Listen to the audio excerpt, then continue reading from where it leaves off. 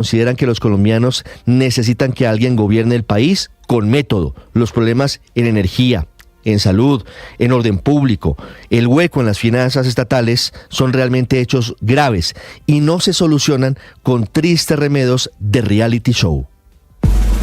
María Camila Orozco es periodista. Está en Mañanas Blue.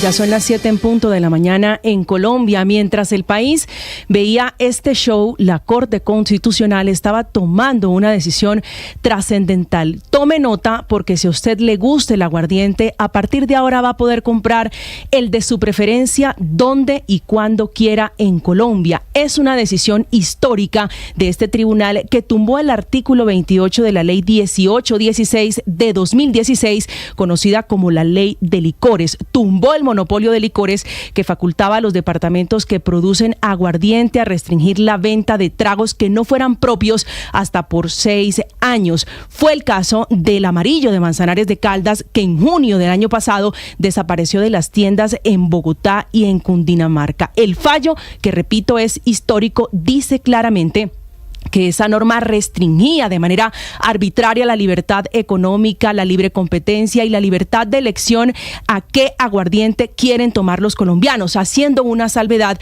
en que, si bien el derecho a elegir no es absoluto y puede ser limitado por la ley, la completa restricción de la libertad de elección es contraria a la Carta Magna. Es decir, de ahora en adelante, las gobernaciones que produzcan este licor no podrán bloquear la entrada de aguardientes de otras regiones del país. La Corte desestimó de esta manera los argumentos de detrimento patrimonial de gobernaciones como la de Cundinamarca o las consecuencias negativas a los ingresos del Valle del Cauca, cuya gobernadora dio datos que indican que desde 2017, con este monopolio, las ventas pasaron de 4.3 millones de botellas a 10.8 millones en 2023, lo que representó un aumento de 151%. En consecuencia, de ahora en adelante, usted encontrará en todo el país el de Caldas, el famoso Amarillo, o el Cristal, o en Cundinamarca desde 1962 que se produce el Néctar, el Antioqueño, el Valle del Cauca, Blanco del Valle, o en el Tolima, Taparroja, Boyacá, el Líder.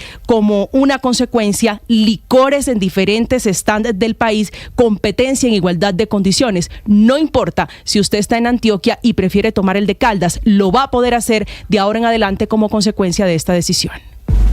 Paola Ochoa es periodista. Está en Mañanas Blue.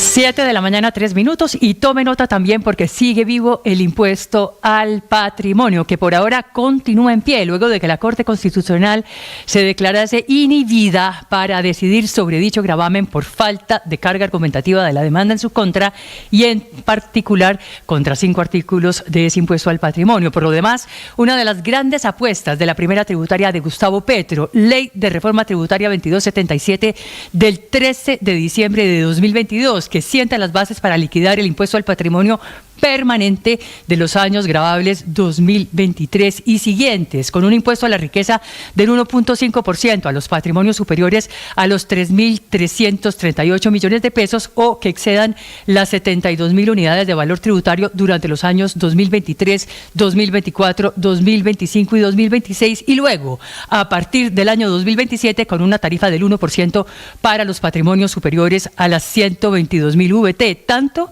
para las personas naturales, sus asociaciones líquidas, como también para las sociedades o entidades extranjeras no declarantes del impuesto de renta en el país, pero que sí posean bienes en Colombia, tales como inmuebles, yates, botes, lanchas, obras de arte, aeronaves o derechos mineros o petroleros, según los artículos 1, 2, 3 y 4 del artículo 292.3 del Estatuto Tributario y de los artículos 9, 10, 261 y 266 también de ese Estatuto Tributario, 5 de los cuales fueron demandados ante la Corte Constitucional, cuya Sala Plena optó por inhibirse de tomar una decisión al respecto porque la demanda no tenía argumentación suficiente ni para concluir que se violaba el principio de igualdad, ni para explicar respecto de qué sujetos era discriminatorio, ni tampoco para demostrar su carácter confiscatorio, ante lo cual sigue en pie el impuesto al patrimonio tal y como está y hasta que cualquiera vuelva a demandarlo. Interregno que juega a favor del gobierno actual,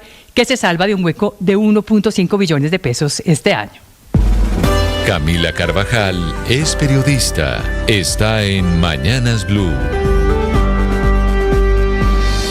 7 de la mañana, 5 minutos, mientras el país estaba en estas viendo el Consejo de Ministros, en el que, por cierto, primó el silencio del ministro de Salud, Guillermo Alfonso Jaramillo. No habló ayer en este consejo que se transmitió en vivo y en directo. Sí hay hoy una decisión del sistema de salud que afecta a los colombianos. Ese ministerio, el de Salud, junto a la ADRES y la Superintendencia de Salud, iniciaron el proceso para asignar afiliados de las EPS Compensar y Cosalud a nuevas EPS receptoras. Dicho así, uno podría pensar que esta es una noticia que solo involucra o afecta a quienes hacen parte de Compensar y Cosalud.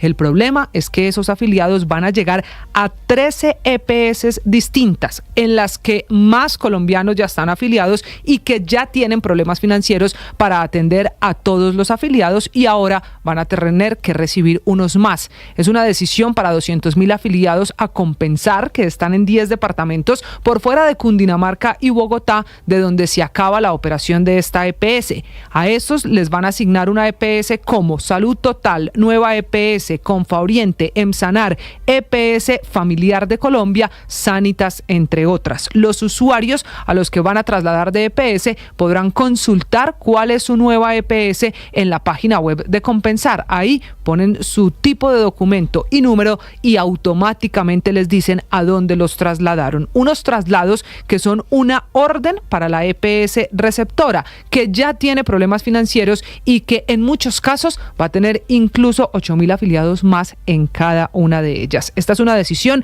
después de que hace apenas 2 semanas se conociera la resolución de la Superintendencia de Salud que marcaba el camino para Compensar. No le autorizaba el retiro de todo el sistema de salud, sino que le obligaba a quedarse en Bogotá y Cundinamarca. Por eso el traslado es por fuera del departamento de Cundinamarca. Un camino para los afiliados de Compensar y Cosalud que le recuerda al Ministerio a la EPS debe ser sin afectar la atención de los pacientes. De los pacientes, por ejemplo, que están hospitalizados, que tienen enfermedades de alto costo, crónicas, o también para mujeres embarazadas. Dice el Ministerio que a nadie se le podrá negar la atención con la excusa de que lo están trasladando de EPS. Esperemos que esa orden se cumpla, porque no puede quedar como una orden más. En la mitad está la vida de la gente.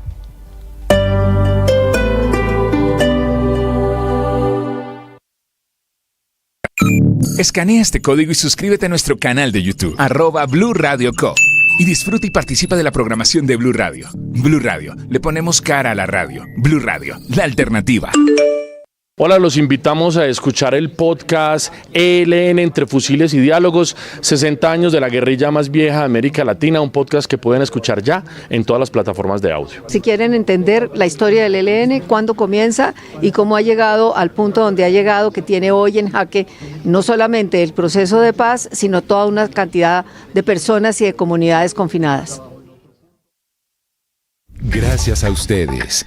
Nuevamente Mañanas Blue con Néstor Morales es el programa hablado más escuchado y visto de las mañanas en Colombia. Les vamos a contar noticias de Colombia y el mundo. Bienvenidos esta mañana y alerta. 1 millón de gracias por estar cerca. Blue, más que radio. Llegó la hora de fluir con el planeta y actuar para proteger las reservas de agua que nos quedan. Día a día podemos hacer algo para unirnos a la corriente del cuidado del agua. No es un chiste. Debemos cuidar el agua. Unirnos a la corriente de las acciones sostenibles hará la diferencia. Todos podemos ser protagonistas de esta gran historia. Cuidar el agua, la corriente que nos une. Una campaña de Caracol Televisión, Blue Radio y La Calle. 1 millón. 1 millón. 1 millón de noticias, sueños, emociones. 1 millón de seguidores. 1 millón de seguidores. 1 millón. Decirlo suena fácil. Lograrlo es de trabajo. Mucho trabajo. Ya somos más de 1 millón de suscriptores en nuestro canal de YouTube. Y sumando, 1.010.000. Sumando, 1.020.000. Y sumando. Blue, más que radio. Colombia es un país de guerrillas y de múltiples violencias. La ciudad aún no se repone del secuestro masivo de 140 personas. Tras la firma de la paz con las FARC en 2016, solo sobrevive un grupo insurgente, el Ejército de Liberación Nacional. El ELN es una organización político-militar. Aquí no puede entrar cualquiera. Hoy todos hablan del ELN, pero muy pocos conocen su historia. Y esta serie documental titulada ELN, Entre Fusiles y Diálogos, 60 años de la guerrilla más vieja de América Latina, podrán escucharla en Boombox o en su plataforma de audio favorita. Boombox.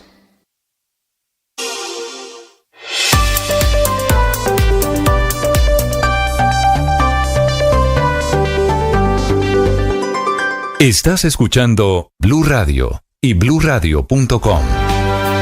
Hay una revolución, Felipe, esta mañana en las redes sociales justificada por lo de anoche. Es decir, lo de anoche usted lo puede ver como un tema de forma o de fondo. Sí. Entonces en las redes sociales hay toda clase de tendencias que son un poquito el retrato del país. Tendencias alrededor de lo que sucedió anoche. Tendencias que demuestran, por ejemplo, la intensidad de los temas.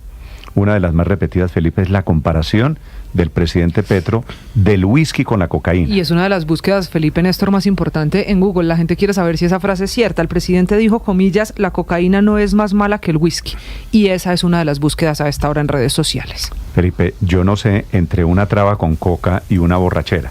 Lo que le puedo asegurar es que el efecto de un trago de whisky o un sorbo de whisky no es comparable con un shot, con una dosis de cocaína. Es decir, me parece que eso merece una confirmación científica que no me suena por ningún lado, Felipe. O sea, no. le llega a decir su hija, no papi, ¿qué estás haciendo? Aquí metiendo una raya de cocaína. Pase que es menos malo que el whisky que usted se toma. ¿Usted cree que es lo mismo realmente decir, no papi, me estoy tomando un whisky? No. Sí, no. Es que él dijo anoche muchas cosas, Néstor.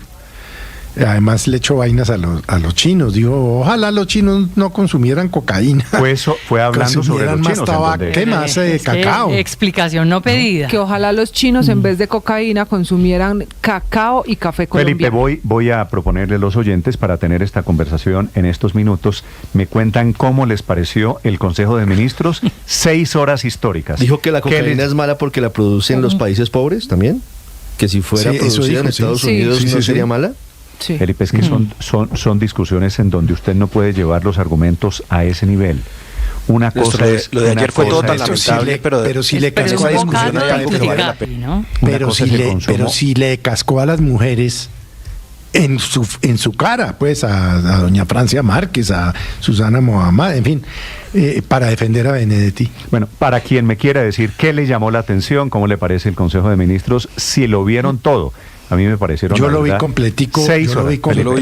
Hoy amanecí trasnochado. También lo vi completo. Me parecieron 6 horas, la verdad, muy divertidas y ante todo muy aleccionadoras para entender... Y muy dramáticas también, para entender cómo es la cosa por dentro, Felipe. Pero divertido si no fuera la junta directiva. A mí no me pareció nada divertido, la verdad. No, pues me pareció trágico. El chisme de fulanito contra fulanito, eso tiene de divertido. Solo que detrás del chisme, lo que le intento decirlo es, Ernesto, por supuesto usted tiene razón, hay cosas dramáticas, ¿no? Hay cosas que reflejan un poquito es que, Néstor, mira, ayer no hablaron de del catatumbo. Que tenemos al frente de las decisiones de carácter público. Ayer pretendían recoger las firmas de los decretos de conmoción interior, de eso no se tocó nada. Cuando fueron a tocar un tema realmente relevante como el plateado, ya lo mencioné aquí, empezó el presidente a responder con cabarets, historias del Moulin Rouge, de cabarets. Esto realmente es una falta de respeto con esas personas que están hacinadas en Ocaña, en Cúcuta, esperando soluciones, y en general con todas las necesidades urgentes que tiene el pueblo colombiano. Es que fue profundamente irrespetuoso. 77,000 personas. Eso fue profundamente Ernesto, un acto de indiferencia. Le pregunto para quienes como ustedes están sorprendidos, ¿esto no es lo mismo que ha hecho el presidente Gustavo Petro durante toda la vida? Un problema, pues y el presidente termina... Yo no vi el gobierno comenzando así, Néstor. París, y el presidente termina dilatando y divagando alrededor de cualquier clase de respuesta. No, Néstor, ¿qué concreto pasó? Yo no vi el gobierno comenzando así. Le pregunto, Luis Ernesto, le reclamaron por Armando Benedetti. El presidente respondió, el presidente dijo, se queda porque tal Armando Benedetti. En este momento amanecemos con un ultimátum del presidente. Algo pasó alrededor de Armando Benedetti. Se insubordinó ayer más de medio gabinete. y el presidente responde con esa cosa que es etérea, que es incomprensible, que es la divagación alrededor de lo que les llega a la cabeza, que es pensar Néstor, y hablar al tiempo sobre lo que se me está ocurriendo, los cabarets, el Moulin Rouge del siglo XIX. Yo le respondo, Néstor. Le respondo, mire, yo no vi eso al comienzo del gobierno, francamente. Yo vi un gobierno que operaba, tramitaba las cosas en el Congreso, cuando estaba José Antonio Campo, cuando estaba Cecilia López, cuando estaba Alejandro Gaviria, un gobierno que coordinaba y por supuesto tuvo su primer colapso y creo que desde ahí no volvió a ser el mismo con la reforma a la salud, que decidieron enterrarse con una reforma a la salud que era contraproducente y que el país rechazaba. Eso es como el novio que le pega a la mujer. Si usted me pregunta, es que después de que le sentó la mano a la mujer no volvió a ser el mismo. Sí, ese era el señor desde antes y desde después. Para quienes quieran opinar, aquí los escucho, los leo, la cuenta Blue Radio. Pero además hay una cosa impopular para los ministros. Nunca habían exhibido esa disfuncionalidad en público. Quien le ponía o trataba de ponerle orden a los consejos de ministros es una señora que hoy es canciller, que es Laura Sarabia. Que era el objetivo militar del ataque de anoche. Entonces ella ponía el semáforo, rojo, amarillo y verde. ¿En qué vamos? Que básicamente es un consejo de ministros, ¿no? El semáforo está en verde, todos entren, todos pasen, bienvenidos, era el mensaje de anoche. Señor Andrés. Pero es evidente, Néstor, es decir, mire, si yo tuviera que resumir lo de anoche, que estoy de acuerdo, es decir, yo no le voy a negar, a mí me divirtió mucho, hasta que uno se acuerda que ese es el gobierno del país y hasta que uno se acuerda que en el país muchos estamos sufriendo y mucha gente está sufriendo muchos problemas por la violencia, por la salud y todo eso, y que ese es el equipo que tiene en sus manos la solución de esos problemas. Ese equipo clara y evidentemente no funciona, aun cuando muchas de las personas que están ahí individualmente consideradas son muy buenas, son muy talentosas. Yo creo que en este gobierno hay gente, hay ministros, hay ministras que son muy buenas, pero como equipo no funciona y fundamentalmente lo que no funciona es el director ejecutivo del equipo. Es absolutamente evidente a partir de lo de anoche su incapacidad en ese rol, que Andrés, es el rol fundamental de la presidencia. Le tengo a usted, a quienes piensan Néstor, que esto es un problema del director técnico. Sí. El director técnico, Felipe, aquí tiene fecha de contrato y el contrato del presidente Gustavo Petro, gústenos o no nos guste, Felipe, va hasta el 7 de agosto del año entrante. Entonces también hay que convivir con esto, hay que intentar entender las cosas, hay que intentar que esto salga lo mejor posible. Les recomiendo. 7:17 minutos. Felipe, tengo un mensaje de Gustavo Bolívar que quiero compartir con ustedes. Aurelio, ya voy. Si me deja, le leo este mensaje de Gustavo Bolívar, con quien había acordado una cita esta mañana. ¿De acuerdo? Pues para hablar de la rebelión y para ver qué iba a pasar con la rebelión. Está muy mortificado Bolívar con todo lo de anoche. No, Felipe, pues es que están muy mortificados. Todos en el gobierno. Pues, el ala más petrista, Néstor. ¿Pero qué le dice? Lo voy a leer entre comillas. Disculpa, acabo de despertar, llegué a la casa a las 2 de la mañana. Creo que anoche ya quedó todo dicho. Por ahora acordamos, y esta yo creo que es la noticia, Felipe, no salir a hablar en público hasta fijar una postura de grupo. Esto no ha parado. No, entonces, Felipe, no, esto no ha parado, esto no va a parar. Pero, esto no es que le dijeron al presidente, no me siento conveniente. Esto va a tener unas consecuencias. ¿Qué quiere decir, Felipe?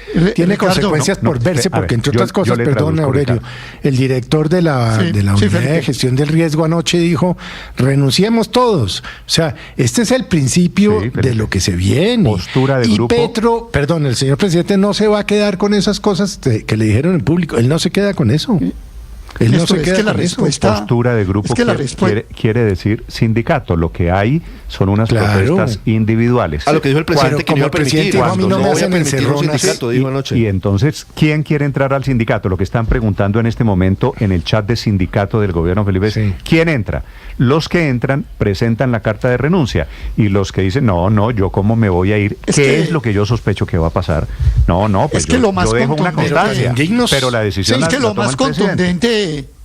más contundente en la respuesta de Petro a este grupo, enumerémoslo: Bolívar, Alexander López, Francia Márquez, Susana Muhammad, Camacho, Augusto Rodríguez, fue este gobierno no es de izquierda.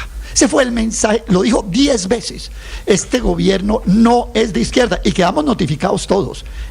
Para mí esa es ¿Y ese una cuento verdad quién lo cree?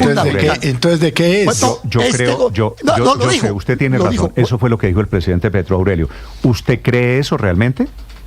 Claro que lo creo, porque además fíjese ¿Usted cree que el presidente que está intentando, esta no ha sido la bandera de la izquierda, agrandar el tamaño del Estado, Aurelio? ¿Esto no es un presidente de izquierda? Es que lo fundamentó, dijo, es que este gobierno se guía por las normas del M-19. Miren esto, y dijo que el M tampoco fue de izquierda. Perdón, Ricardo, para terminar, cuando defendió a Susana Muhammad, cuando defendió a Benedetti con los ataques de Susana Muhammad, dijo, es que en el M-19 no era así, las mujeres más bonitas cuidaban a los soldados heridos. Cuando defendió frente a Alexander ¿Y eso qué López tiene que ver con la izquierda? ¿A usted le parece que una guerrillera del M-19, por bonita, cuidando a los soldados, eso quiere decir que el M-19, la prueba de que el M-19 no era de izquierda es que las mujeres bonitas cuidaban a los heridos? Es que es lo que estoy diciendo, es que es exactamente lo que usted está diciendo, en lo que yo coincido.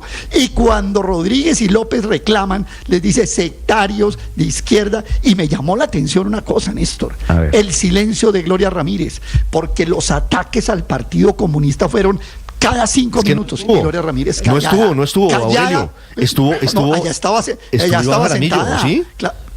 No, ella estaba sentada, Gloria Ramírez, no la vi. Claro que estaba sentada. Lo que pasa es que, estaba ya sentada. Si estaba, Aurelio, entonces, la meto en la lista de los silencios. Y la ministra de Agricultura, que también es del Partido Comunista. No hablaron. Y el ministro Cristo. Pero Aurelio Felipe. Callado. Tampoco habló el ministro de Salud. Aurelio tiene razón. El ministro Cristo no lo vi. Si la ministra estaba. Sí, estaba. Sí, el ministro Cristo sí estaba, claro. Si el Cristo estaba al frente, sí, estaba eso al frente, lo mostraron todo el tiempo. 2 sillas al lado de Laura Sarabia, la canciller. En 6 horas hay que ir al baño. Que el gobierno no es de izquierda. Y la ministra comunista del gabinete, que es Gloria Inés Ramírez, no dijo nada. Que el gobierno no es de izquierda. Y el ministro de Salud, que es de recontraizquierda, no dijo nada. Y que el gobierno no es de izquierda, y los que son de izquierda en el gabinete se quedaron callados y dijeron, bueno, no somos socialistas, no somos de izquierda. Ese fue el proyecto que ganó. O sea, 3 años después de las elecciones están diciendo de verdad que no son de izquierda. Bueno, ese es el reto. Sí, ese argumento sí es absurdo, porque además varias veces dijo que era un presidente revolucionario. Se supone que, pues si era un presidente revolucionario, es un presidente de izquierda, digamos, como se le ha dado la connotación. Pero el cuento tradicional. De que no soy de esa afirmación realmente fue muy rara. Es como el cuento de la gente al otro lado, que no soy de derecha. A ver si en algún momento aquí se sinceran y nos sinceramos. Y hay una gente de derecha y una gente de izquierda. Punto. Néstor, mi análisis sobre el titular de ese circo de 6 horas que vimos ayer por televisión es la confesión de que el gobierno es un fracaso. Yo creo que ahí empieza todo el desenlace. El presidente diciendo el gobierno es un fracaso, el 75% de los compromisos no se han cumplido. Y el siguiente paso es echarle la culpa a los ministros y decirles que además de ineficientes tienen doble agenda. Ahí es cuando ellos dicen no, y empieza la rebelión. Nos respeta un poquito y empieza la vicepresidenta a decir, aquí no hay doble agenda, la doble agenda la tienen personas que usted ha traído que no hacen parte de este proyecto, y empiezan las críticas contra el nombramiento de Armando Benedetti y de Laura Sarabia. Una fractura evidente que, como en todas las fracturas, lo que evidencia además es una falta de liderazgo, porque cuando hay vacíos de liderazgo, pues obviamente se empiezan a generar resquebrajamientos en el frente interno. Pero usted decía que nos llamó la atención. A mí me llamó la atención la peinilla que tenía el presidente en la mano. ¿Usted se dio cuenta de eso? Una peinilla negra. María Consuelo, respetuosamente, ¿y qué tiene la peinilla del presidente? No. Lo que le quiero decir es, así era de improvisado. Cambió el lápiz por la peinilla. Sale lapicero por la peinilla. Él siempre tiene un lápiz en la mano. Pero tiene una peinilla. No, es que nótese la peinilla. Yo sí creo que merece una mención especial porque... Anoto lo que merece. Anoto lo la que merece mención, una mención, Néstor. Anoto la mención especial a la peinilla. Sí, pero es que ya tiene mucho pelo el presidente.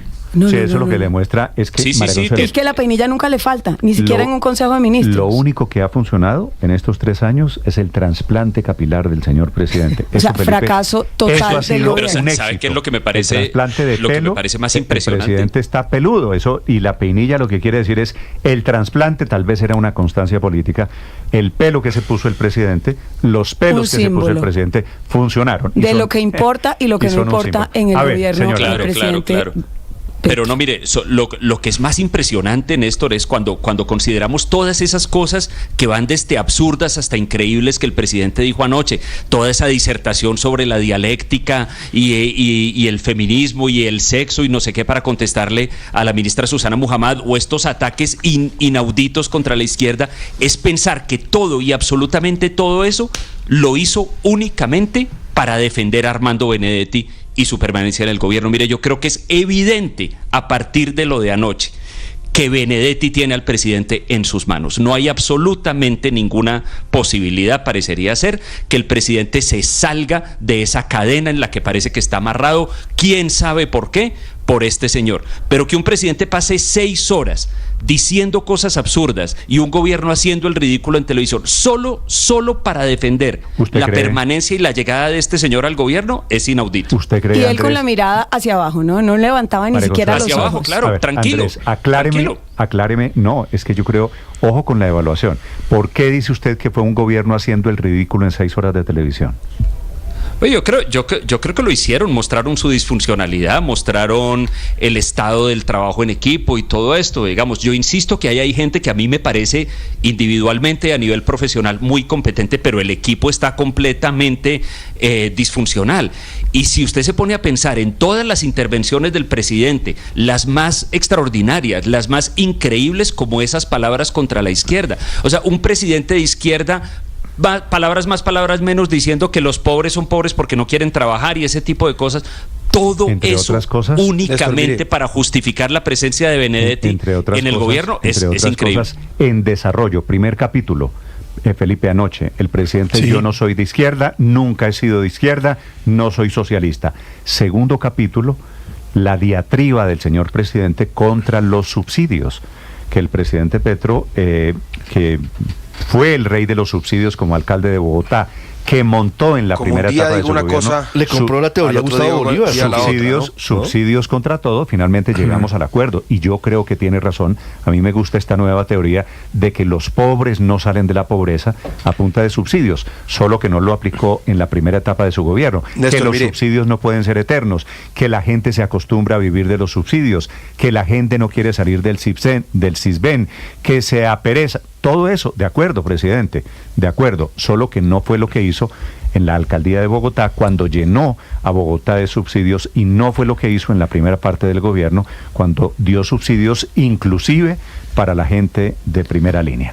Señor Néstor, pero mire, ayer todos los que pregonaban dignidad y en estos días le han enrostrado a todo el mundo que no aplaudir la imprudencia diplomática de Petro era una falta de dignidad y que nunca lo entenderás. Todos esos que pregonaban dignidad, comenzando por Gustavo Bolívar, y pues resultó ayer diciendo, no estoy de acuerdo con que esté aquí ni Laura Sarabia, le dijo a Laura Sarabia mentirosa, le dijo a Benedetti que no podía estar ahí, y resultó después el mal salamero declarando amor eterno. Lo mismo le pasó a la ministra Susana Muhammad, que dijo, yo no puedo estar sentado en la misma mesa, y ahí se quedó sentada 2-3 horas en la misma mesa. La dignidad sería que renuncien, si se sienten ahí, o sea, si realmente se confrontan con el proyecto político del presidente y no tienen, que tengan dignidad y renuncien. Deles un compás de espera, porque yo creo que esto no se queda así. Yo creo que esto no ha acabado esto ahí. Se hincha. ¿Quién decía, Felipe? Los viejos decían, además, esto no se queda así, Felipe, esto se hincha. Esto así no, es. Pero después de, o sea, lo de anoche es el principio de la hecatombe. Felipe, usted se imagina. Pues de la hecatombe. Las llamadas esta mañana, los chats esta mañana, las reuniones de esta mañana. Y yo le hago una pregunta. Esto se hincha, Aurelio, créame. Sí, pero yo le hago una pregunta. No, por supuesto, estoy de acuerdo con usted. Pero yo le hago una pregunta, Néstor. Este gabinete, este gobierno que vimos anoche, ¿es el que le va a dar la pelea a Trump? realmente le digo que usted es increíble. Dice, vamos a pelear contra Trump. Esto que vimos anoche es la selección Colombia para pelear contra Trump. Mi respuesta, Aurelio, mi respuesta es sí, señor. Bueno, pues entonces prepárese para la tunda que nos van a dar. Pero yo sí creo que había un plan de echarle la culpa a los ministros y terminó devolviéndose como un boomerang cuando ellos se sienten atacados con el tema de la doble agenda y lo que hacen es evidenciar la fractura y el cero liderazgo del presidente. Es que cuando el presidente dijo frases como este es un país de pacotilla, o sea, como el jefe de Estado considera que el país que está gobernando es un país de pacotilla. O sea, realmente cada es el desprecio total por los colombianos. Es un desprecio por la administración de lo público. Es una ofensa contra los que pagamos impuestos y les pagamos los sueldos. Néstor, a mis compañeros, señor, ¿qué es lo que les sorprendió? No, ¿qué es lo nuevo? Yo honestamente, yo sí le digo con mucho gusto. No, pero sí hay muchas cosas nuevas. Yo sí pensé que un Consejo de Ministros lo preparaban. Yo pensé que un Consejo de Ministros, pues cuando el presidente Petro apareció, Felipe, y dijo decidimos hacer un Consejo de Ministros públicos, yo dije miércoles, aquí van a tomar una decisión grande, aquí va a pasar algo, Felipe, y durante 6 horas, lo que vi durante 6 horas fue un gran encadenado de divagaciones, de denuncias, de malquerencias, de improvisaciones. Nada, Felipe, nada, un asunto de Estado. No, al final de cuentas, lo que vimos anoche es muy grave, Néstor. Felipe, al final de cuentas. Es realmente grave. La decisión. Es un gobierno disfuncional. Eso Felipe, fue lo que vimos anoche. Porque esto no se puede quedar en memes. Claro, hay memes muy graciosos, muy divertidos. En fin, pero lo que vimos anoche es una tragedia, Néstor. Felipe. El país finalmente vio hoy en vivo, en directo, lo que todos sabíamos, pero no podíamos probar. Y es que esto es el desastre nacional. Buen ambiente laboral de la Casa de Nariño. ¿Y dónde no faltó sino que entrara Nerú a hacer una pacta... ¿qué? Una pauta activa, ¿cómo es que se llama? Una pausa activa. Ahí no faltó sino Nerú para que hiciera una pausa activa. La cosa que casi ni les llevan comida, les llevaron comida sobre las 11 de la noche.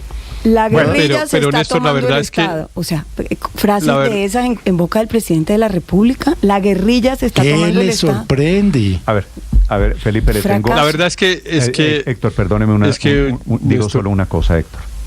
Para quienes estaban diciendo, para quienes estaban, Héctor, estábamos diciendo que esto se hincha.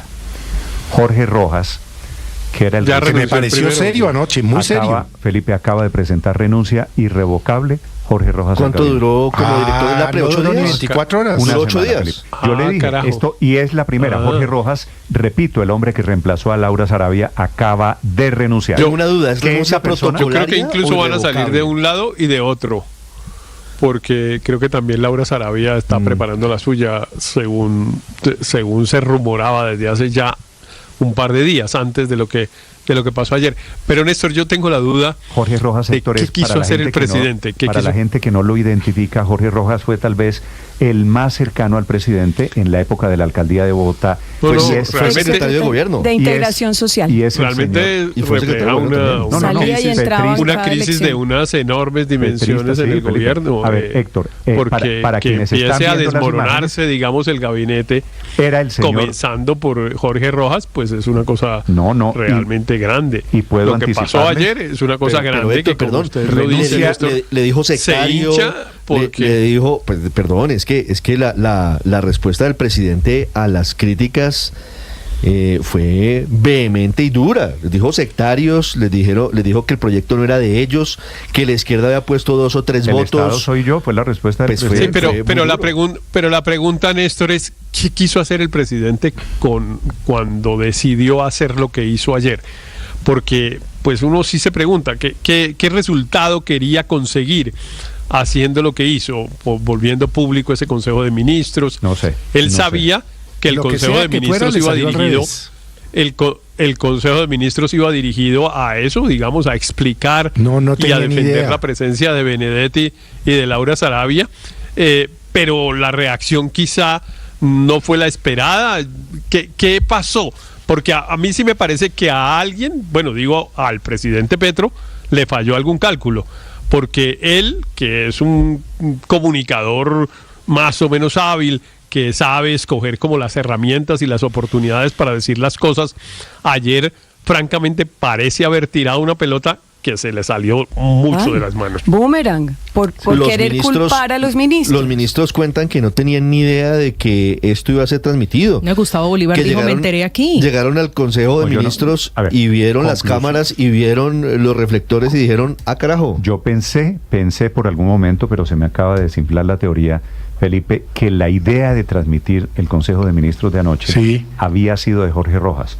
Pero si Jorge Rojas está renunciando, pues esto quiere decir él no es Néstor, cuando Gustavo Bolívar dice que no sabía que eso se iba a transmitir, el presidente Petro dice, fue mi idea, y en ese ambiente de lagartería responde, qué buena idea, presidente, maravillosa la idea, pero al final de cuentas usted le confirma que ni siquiera la ministra de Justicia sabía, que ninguno de los ministros sabían o pocos sabían que se iba a transmitir, porque cuando le llega el turno, ella dice, gracias a Dios se suspende la transmisión en Televisión Nacional, y empieza, por supuesto, a hablar del fracaso y a recomendarle al presidente que recalcule su proyecto de paz total. Néstor, primera renuncia de Jorge se confirma que lo de ayer fue cabeza que cae después del circo. Pero es que lo de Jorge Rojas anoche me pareció tan sensato. Con la renuncia de Jorge Rojas, a quien conozco desde hace muchos años, se confirma que lo de ayer fue la implosión del gobierno en vivo. Jorge Rojas es uno de los escuderos más leales del presidente, un hombre muy sensato, y como lo decía ahora Felipe, ayer se lució justamente porque dijo, mire, presidente, las intervenciones, recuerde que esto está en Televisión Nacional. O sea, una persona que estaba tratando de que eso no se desmadrara como se desmadró, y que seguramente no tuvo nada que ver en esa decisión de transmitir en vivo el sistema disfuncional de gobierno que tiene Gustavo Petro. Pero si renuncia Jorge Rojas, yo sí creo que, como usted dice, Néstor, esto se hincha y vienen más renuncias a lo largo del día. Sí. Y a mí me preocupa mucho la renuncia de Jorge Rojas, Néstor. ¿Sabe por qué? Porque Jorge Rojas es, por excelencia, uno de los adultos ahí en la habitación. Es una persona seria. El adulto responsable. Ahí hay gente seria de la que depende que esto no esté, que esa gente seria que está ahí es la responsable de que esto no esté peor. Y si esa gente se empieza a ir, Néstor, creo que nos espera un año y medio de los peores escenarios. Andrés, voy a plantearle, Felipe, otro escenario. Renunciado Rojas, y quiero contarle que hay otras renuncias andando en este momento.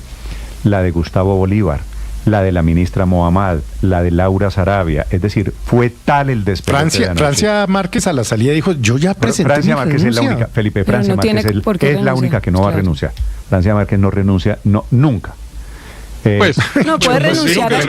Francia Márquez renuncia al ministerio. Claro, puede renunciar al ministerio, pero no a la vicepresidencia. Tampoco va a renunciar al ministerio, Felipe, tampoco. Pero probablemente tampoco. Saque a Francia Márquez de ahí. Pero va a haber unas renuncias. La única posibilidad que tiene el señor presidente Felipe es la siguiente. Revocar el nombramiento de Armando Benedetti. No, después de lo que pasó ayer es imposible, Néstor. Es que uno no puede defender durante 6 horas.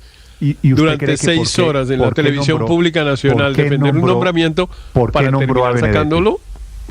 Porque Benedetti tiene 15 mil millones de razones para estar ahí.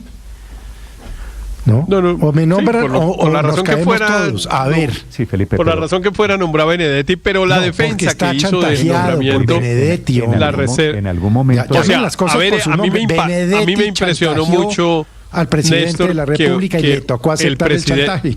El presidente, que tiene un grado de admiración por Jaime Bateman como lo tiene, que lo hubiera comparado. Bateman no lo quería a me Petro, parece una cosa realmente impresionante.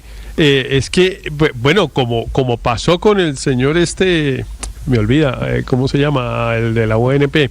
Augusto Rodríguez, el señor y todos los que fueron del M19 inmediatamente se indignaron. Pero ¿cómo así que va a comparar a Benedetti con Bateman? Con Bateman. Le doy el mensaje esta mañana, Héctor, de Augusto Rodríguez, que le propongo, si quiere, Felipe, pues a todas estas personas. Me pareció un hombre ponderado, Felipe, y serio, se lo digo. El doctor Augusto Rodríguez responde a la invitación de qué va a pasar, de qué quiere decir, de cuál es la constancia y tal. Responde diciendo, no me haga hablar. Y a la pregunta de la comparación de Bateman con Benedetti, responde Augusto Rodríguez, eso fue lo peor de todo. precisamente por eso no quiero hablar. Entonces no, yo no tengo duda que. Pero usted sabe que Bateman despreciaba a Petro. Esa comparación es una cosa realmente impactante, porque pues bueno, el presidente puede hablar de las segundas oportunidades y toda esa carreta que habla, pero realmente decir que Benedetti se le parecía a Bateman, pues es una cosa que para las personas que estuvieron con Bateman y que tenían una idolatría, que tenía una idolatría por él al comienzo de la guerrilla del M-19, bueno, pues es un insulto. Pero pasó por ahí y también defendió, para defender a Benedetti, argumentó la defensa de la diversidad, que no podían ser sectas, que no somos de izquierda. Ahí fue cuando dijo que el gobierno no era de izquierda, las segundas oportunidades, pero al final terminó diciendo, y yo lo nombré, y punto, y yo soy el que nombra y soy el jefe de Estado. De acuerdo, al final fue un bastonazo de autoridad. Un acto de poder, pero por eso es tan difícil creer que todo esto haya sido así como tan espontáneo y que le haya salido así de repente mal al presidente. Yo por el contrario creo que fue todo sumamente calculado. El mundo es un teatro, como diría Shakespeare, y como lo sabe Gustavo Petro. Yo sí creo. No, mire, olvídese. Eso se le salió de las manos al presidente, hombre. Teo, no creo, porque finalmente esto tiene que ser pan de cada día en cada uno de estos consejos de ministros. Esto tiene que ser así. Paola, y el presidente sabía perfectamente que era el momento. ¿Cuál era el propósito? Si era planeado, dígamelo. ¿El propósito cuál era si era planeado? ¿Qué? Benedetti ¿mostrar la coherencia? No, Benedetti llegó ayer. ¿No hablar de la corrupción? Es que lo que no hablar de la ineficiencia, no hablar del catatumbo, porque al presidente la situación del catatumbo. Lo que faltó, Felipe, fue alguien que le dijera. No le molesta para nada y Felipe, no va a hacer nada, Felipe, para que la cosa cambie. Faltó alguien que le dijera al presidente, hombre, miércoles, no pongamos a Benedetti hoy, porque el malestar por Benedetti venía desde hace mucho tiempo. Porque ese es el talante del presidente, contado aquí, Felipe, hombre. ¿Cuántas veces el presidente quería nombrarlo ministro de Comunicaciones, quería ponerlo de jefe de gabinete? Se le armó una rebelión. Lo que los colombianos vimos ayer en vivo y en directo, Felipe, lo había contado yo porque estaba pasando. La gran imprudencia fue ponerlo en televisión. Una provocación, pero es que el presidente es provocador. El presidente nombró a Benedetti una hora antes de comenzar el Consejo de Ministros.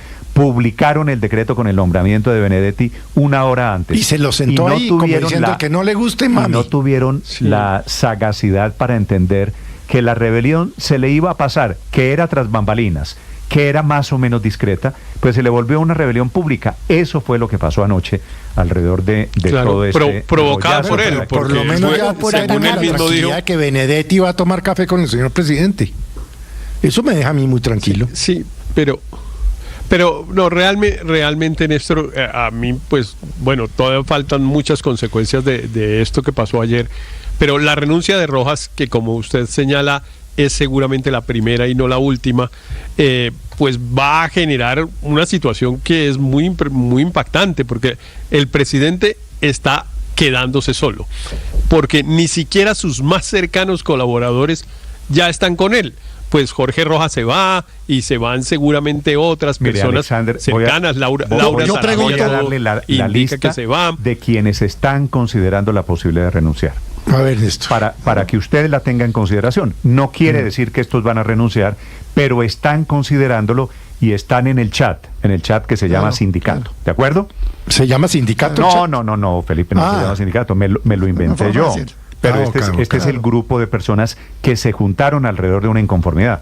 Cuando usted junta a unas personas alrededor de una inconformidad, pues digo yo, me parece que es traducción sindicato. ¿Y serían los primeros eliminados del reality? Sí, señor. Eliminados, no. Por convivencia se pueden ir Armando Benedetti y Laura Sarabia. ¿De acuerdo? Sí. Estos son amenazados por convivencia. Sí. Los que de pronto se van porque no les gusta el rumbo del reality son los siguientes, Felipe. A ver, señor. Gustavo Bolívar, que además van a aprovechar el papayazo porque pueden ser candidatos a las elecciones parlamentarias del año entrante. Pero si Petro se lo dijo a Bolívar, es que usted está hablando como precandidato. Alexander López, que es el director de Planeación Nacional. La frenada en seco del presidente Alexander López fue fea, ¿no? También para decirlo. Alexander López, recuerde usted que esto arranca con Francia Márquez, y Alexander López es muy cercano a Francia Márquez. Además dijo que en 5 meses no había podido presentar el trabajo de planeación nacional, que no había podido presentar el tema de regalías, pobre Francia, que no le paran bolas. Le dan espacio para hablar en el Consejo de Ministros y que el cerco se iba a repetir con Benedetti. Si me permite, aquí digo una cosa de Francia Márquez, Felipe, un poquito triste, un poquito patético, que la vicepresidenta de Colombia se esté quejando porque dentro del gobierno la palabra de ella es me tienen relegada, me tienen ninguneada, para utilizar la palabra de doña Francia Márquez. Pues la ningunean porque doña Francia Márquez se volvió paisaje, ha cometido en estos 2 años y medio toda clase de errores y por eso ni siquiera en el gobierno le paran bolas. Cierro el paréntesis. Señor Aurelio. Néstor, lo de Alexander López, perdón Felipe, es que lo de Alexander López ha sido un emblema de la izquierda colombiana. Y le digo, todo lo que oí ayer, las 6 horas, lo más sensato fue la exposición de Alexander López. Era la única exposición que correspondía a un Consejo de Ministros. Dijo, presidente, tenemos ya la aplicación para saber cómo está la inversión en cada municipio.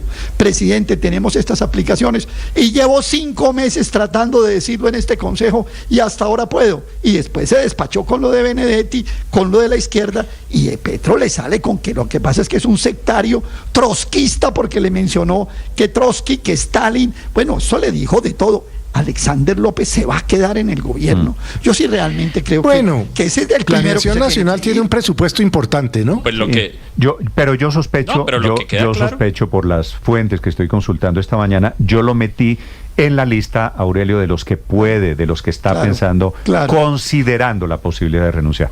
Así que hay muchos, es que es muy por difícil, diferentes Néstor. razones. Si se va Laura Sarabia, es amenazada por convivencia, Felipe. Si se va Alexander López, es por inconformidad con el director. ¿Y quién se va por talento? Por talento. El ministro de Educación, de los babosos, que salió bien regañado, ¿no? Regañado por llegar tarde, regañado porque nunca iba, regañado porque no cumplía con los... o sea, el ministro de Educación salió en los rines. Sí, el ministro de Educación que llegó tarde.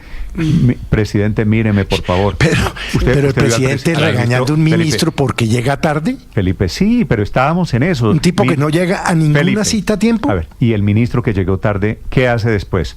Presidente, sí, usted tiene razón. Presidente, míreme. Presidente, presidente, póngame atención. Presidente, por póngame favor. Un poquito de atención. Por favor, póngame míreme, un poquito presidente. de atención. No, lo de anoche fue realmente dramático. Pero solo está... Solo quedó absolutamente claro, Néstor, por ejemplo, con eso de Alexander López, que el presidente está dispuesto incluso a insultar a la izquierda, incluso a maltratar a la izquierda, con tal de defender a Armando Benedetti, por Dios.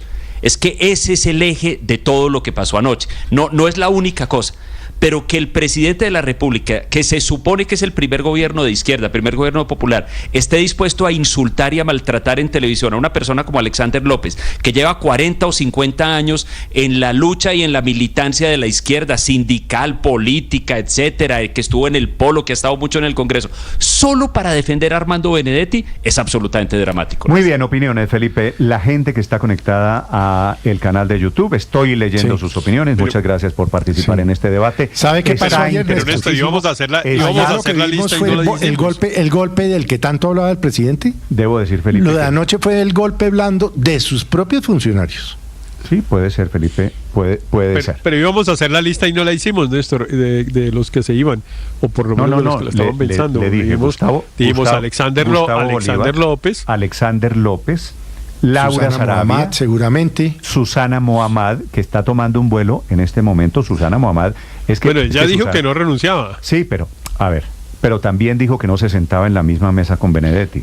El ministro de Minas, yo lo pondría en la lista. El ministro de Minas, lo tengo en la lista de los que posiblemente se va. La ministra de Justicia, métela aquí. No hay ninguna posibilidad. Yo creo que la ministra de Justicia, a quien no conozco, pero pues que me ha parecido una mujer seria, yo creo que ella se va, Néstor. Néstor, mire, si el presidente ayer presenta a Benedetti como jefe de gabinete y todo lo que pasa es que por lo que hizo ayer, debería renunciar. Claro, es por que eso, se mostró pero muy inconforme, o renuncia Benedetti o renuncian todos los que se quejaron de Benedetti. Porque no hay coherencia en la estrategia de la paz total, y le hizo una larga lista al presidente de los funcionarios que tiene amenazados. Pero es que la lista es sencilla, Néstor. A ver, Luis Ernesto, perdóneme. Lo de ayer, Felipe, parecía por otro lado Francia Márquez, que es del Cauca, diciéndole que sus tías le decían, la llaman desesperadas. Que ni siquiera antes. Felipe, que Francia Márquez diga en un Consejo de Ministros, mi familia dice que estaba mejor antes de que tú llegaras al gobierno, y lo cuenta con una gran dosis de ingenuidad Francia Márquez. Que la situación y a renglón seguido explica que la situación el ministro por qué no ha pasado nada. Es el principal problema del gobierno. Se lo dice la ministra de Justicia del gobierno Petro. En algún momento Felipe era inevitable pensar en ese mundo disfuncional, ¿estos son ministros o son infiltrados de la oposición? Francia Márquez es de la oposición.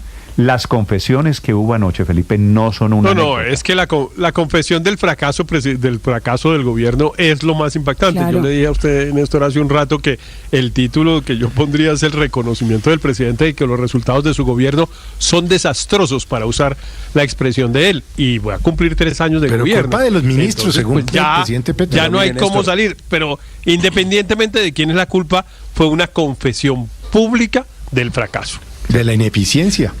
Miren, Néstor, ayer todo se desata porque Benedetti tiene su debut como jefe de gabinete. Y lo que termina generando el malestar que se manejaba en los pasillos de Palacio y que se convierte en noticia nacional, es porque todos los que levantaron la mano para contradecir al presidente lo hacían únicamente en función de Benedetti. Entonces aquí la renuncia es: o renuncia Benedetti o renuncian todos los que se opusieron a la llegada de Benedetti. Y como nos dimos cuenta, Benedetti no es el que renunció ya primero fue Jorge Rojas. Entonces yo lo que veo es una larga lista de personas que, si tienen dignidad, como tanto alegan, pues no se pueden quedar en ese lugar donde consideran que están con un corrupto, porque así lo calificaban. Augusto Rodríguez ayer no lo bajó de corrupto. Otros lo decían que no era propio del proyecto, pero aquí lo señalaron de los peores delitos. Entonces, ¿cómo van a compartir mesa de ministros con ese señor? 7 de la mañana, 50 minutos. Felipe, por otro lado, Benedetti, profesional, ¿no? Un profesional. Ni se notó. No. O sea, Benedetti y Felipe a mí me llegan a decir la mitad de eso. Me paro y les dejo tirado el puesto y les digo, quédense ahí, listo, se les acabó el problema. O sea, Benedetti se aguantó la palera, no musitó una palabra. Digamos que yo me quedé hasta las 11 y pico esperando a que hablara Benedetti. Felipe, tomó nota, ¿no? Tenía una libretica y tomó nota. Me llama la atención y curiosidad me despierta toda. ¿Qué notas tomó Néstor si todos los comentarios eran casi en contra de él? Que no se me acuerde quiénes me están atacando. Claro, que era la noticia. Pero públicamente el presidente le dijo, no va a hablar. Claramente con él sí había coordinado lo que iba a pasar, porque en ese momento le dijo, no queremos, usó esa expresión, no queremos volver esto una cosa de debate, y Benedetti no va a hablar. Eso claramente estaba coordinado con él. Pero lo otro que me llamó la atención mucho, Néstor, es que todos los que hablaron, Jorge Rojas, incluso el propio presidente de la República, dijeron que el cargo que va a ocupar Benedetti no debería existir y que ese cargo era un desastre en la organización de la presidencia de la República, que se convertía en un intermediario entre el presidente y los ministros. Incluso el presidente dijo una cosa rarísima, que es que eso era para hacer business. ¿Nombró a Benedetti para hacer business o cómo es? Que en el gobierno anterior lo utilizaron para eso, para sacar plata. Todo lo de ayer, Felipe, fue un poquito el mundo al revés. No podemos nombrar a Benedetti en el cargo en el que lo estamos nombrando. Pero queda uno realmente preocupado. No puedo sentarme en una mesa con Benedetti, como es el caso de lo que está pasando en este momento. Ahí estaba sentada la ministra Mohammad en la mesa con Benedetti. ¿De golpe lo convencen de que se vuelva para la FAO o qué? De momento, Felipe, esta mañana son las 7:52, una renuncia no menor, renuncia esta mañana, confirmado Jorge Rojas. Fue el adulto mayor. El responsable, Felipe, 7:52. Estás escuchando Blue Radio. Escanea este código y suscríbete a nuestro canal de YouTube, @Blue Radio Co. Y disfruta y participa de la programación de Blue Radio. Blue Radio, le ponemos cara a la radio. Blue Radio, la alternativa.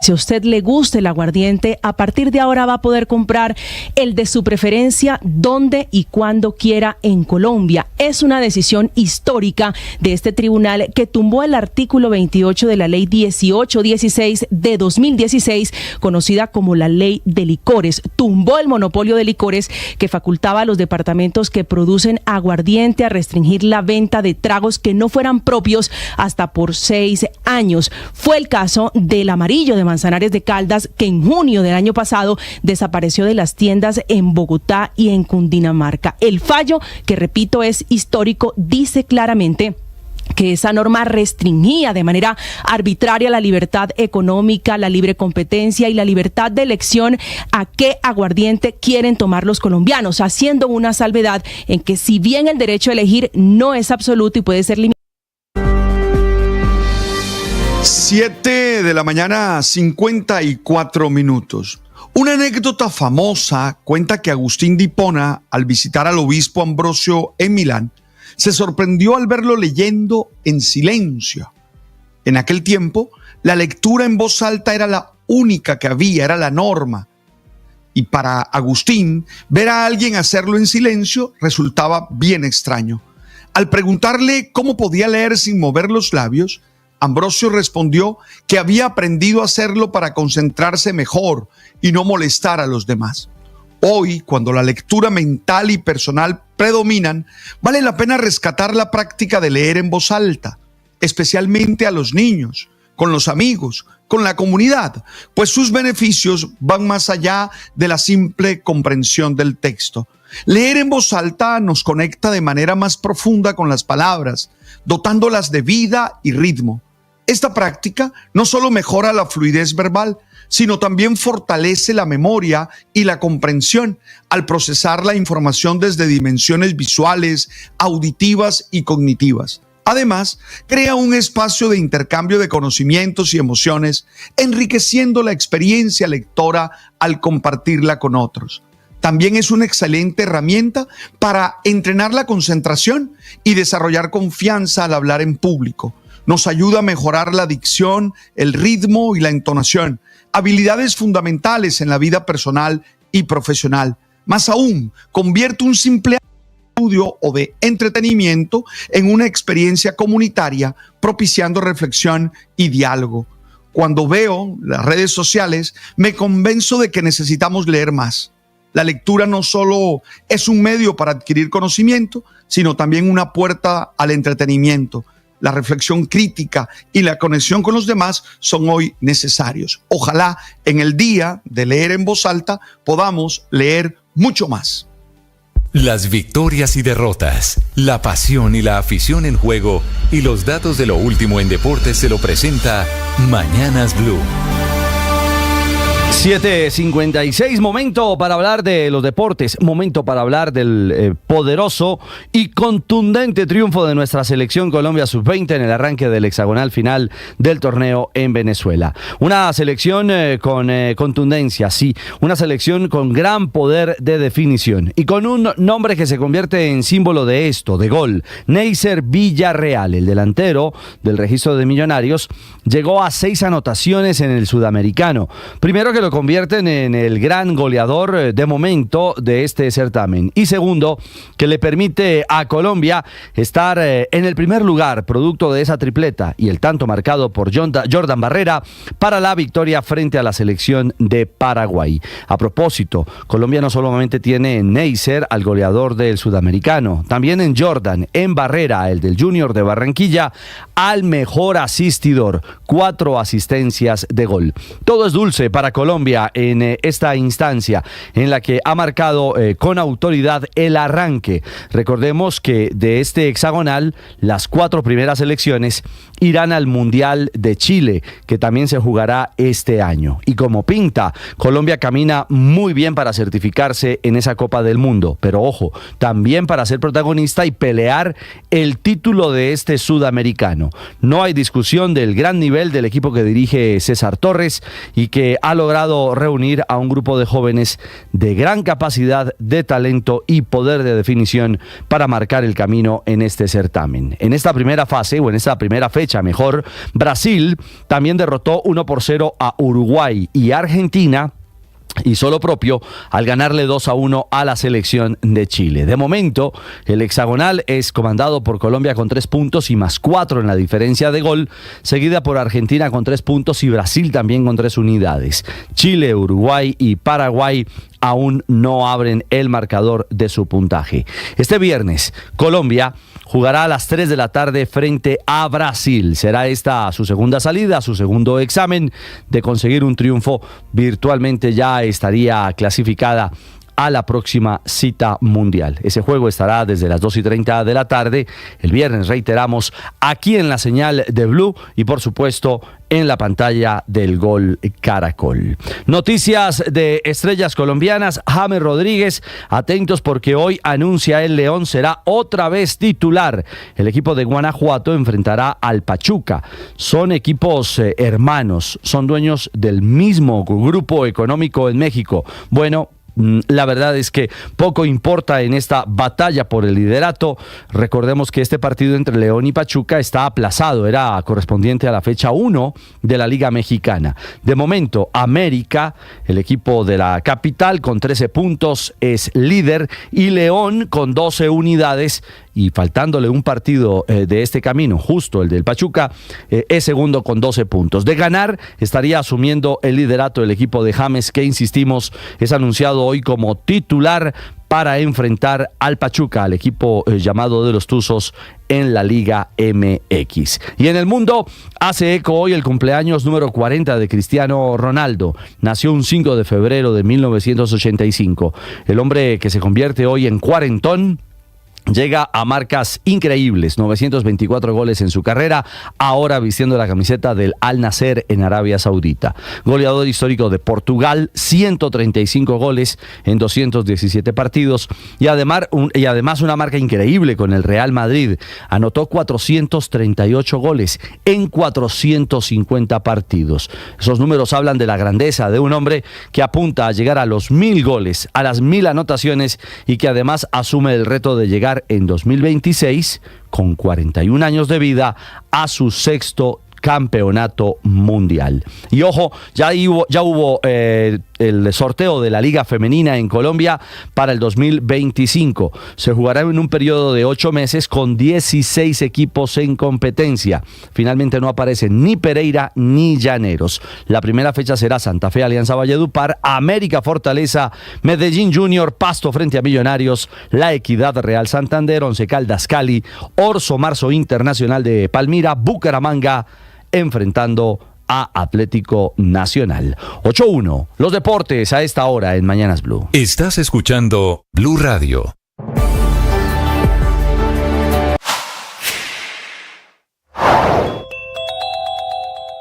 El expresidente Álvaro Uribe perdió un nuevo round en el proceso en su contra por falsos testigos. El Tribunal Superior de Bogotá avaló que las conversaciones que interceptó la Corte Suprema de Justicia entre Uribe y quien era su abogado Diego Cadena podrán ser utilizadas como pruebas de la Fiscalía y las víctimas. Habla el magistrado Manuel Antonio Merchán. La defensa no cuestionó las interceptaciones realizadas al abogado Cadena Ramírez, en las que se incluyeron comunicaciones con varias personas, entre ellas Álvaro Uribe Vélez. Esta actitud permite entender